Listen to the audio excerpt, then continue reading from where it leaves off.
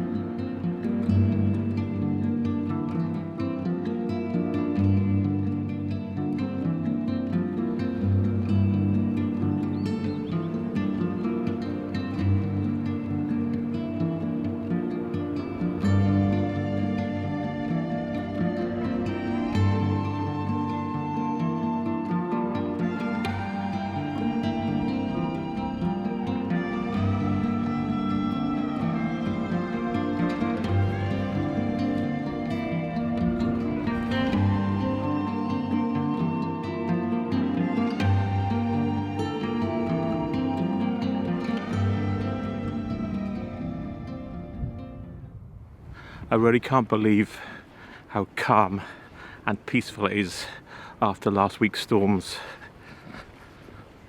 I forgot we get weather like this in Wales.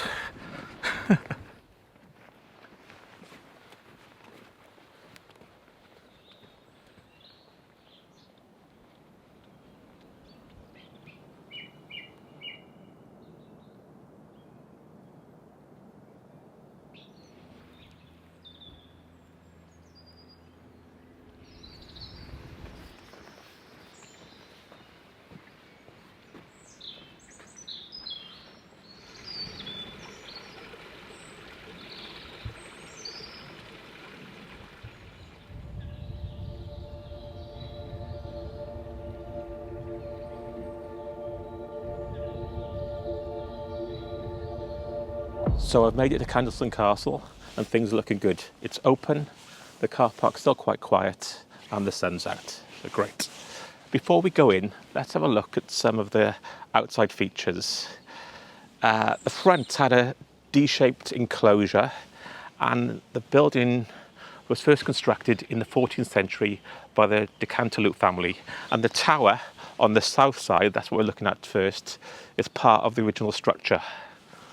So let's have a look at that. Well, this tower on the south side is part of the original construction, and that small window there, that lets light into the stairwell to the upper chamber, and you can see a big opening there, and that's the upper chamber and the window. And on this wall, you can't see them now because they're covered with ivy, were holes, and they're where they put wood in to support wooden scaffolding. I think they're called put logs, correct me if I'm wrong, but the holes in medieval structure to put bits of wood in. So that's the tower on the south side, and that's the western side, and the D-shaped enclosure, and that's where we're heading next, over there.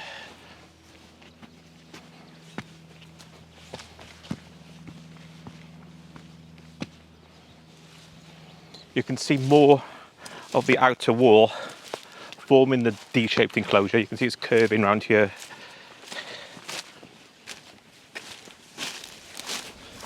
It curves round.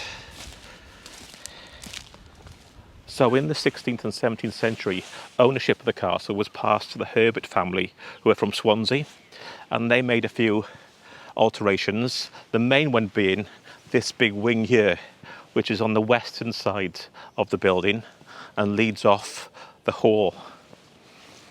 The main entrance to the hall and the original building was on this western side, and they covered it with this wing.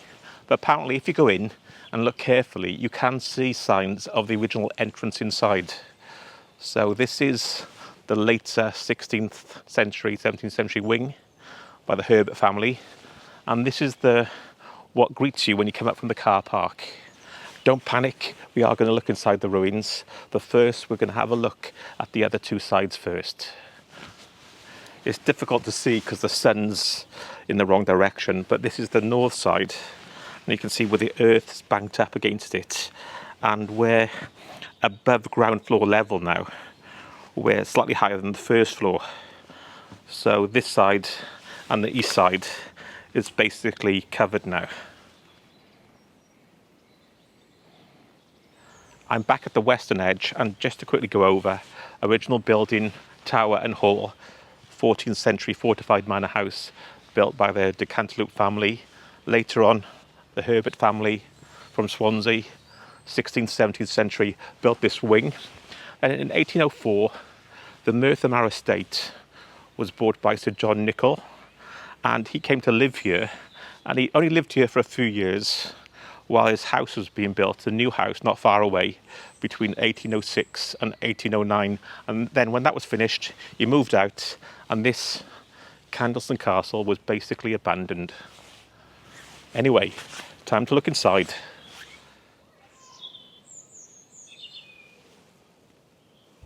So as you come in from the entrance, that wasn't the original entrance, it would have been further north on this side. Anyway, you would have entered the hall, but this wasn't the main hall, this was the cellar, the Endercroft. You can see the main hall is above me. You can see quite a grand fireplace. And to the left of that, you probably can see, that's probably the doorway into the hall. And there's a set of stairs there leading from the Endercroft, the cellar, up to the upper chamber and the hall itself. So you come into the hall, you turn left, and then you get to the western wing, the 16th century addition. You can see where windows have been bricked up. So this is the part added by the Herbert family.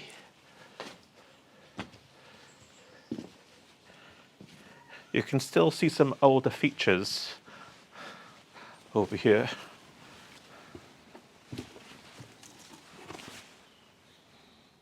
Let's go up to the upper chamber. The stairs are basically gone, but you can scramble up the rubble and it's not blocked off. Let's go and have a look. By the way, as you go in, there's another chamber here, part of the Endercroft, with no windows anymore.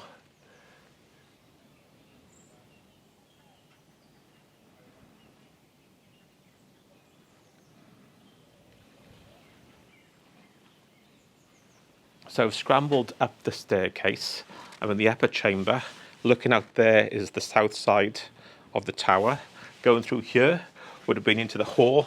This is the back of the grand fireplace. Chimney going up there. And I think this side here is the garde-robe. Is that the toilet? Excuse me for a minute. That's better.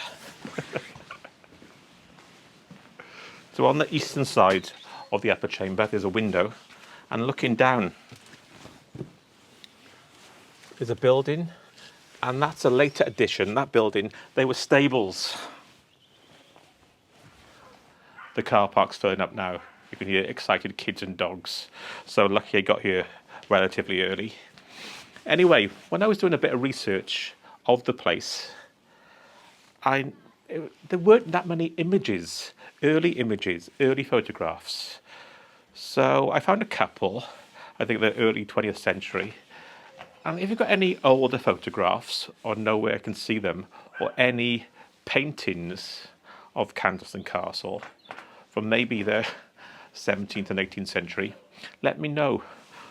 Put the details in the comments below. Appreciated. Despite the noise in the car park and the kids and the dogs, they haven't got to the building yet. So that's good. And even with the noise, there's something eerie. Like I said before, I'm always fascinated, like this here. Who built this? What was the life of the person like? How many people have gone in and out of these doorways? That's what I find fascinating. Never mind the ghost stories, just the real stories which have gone on in buildings like these. So this was the building I was looking down on from the window in the upper chamber. And these were the stables. And they were a later addition to Candleston Castle.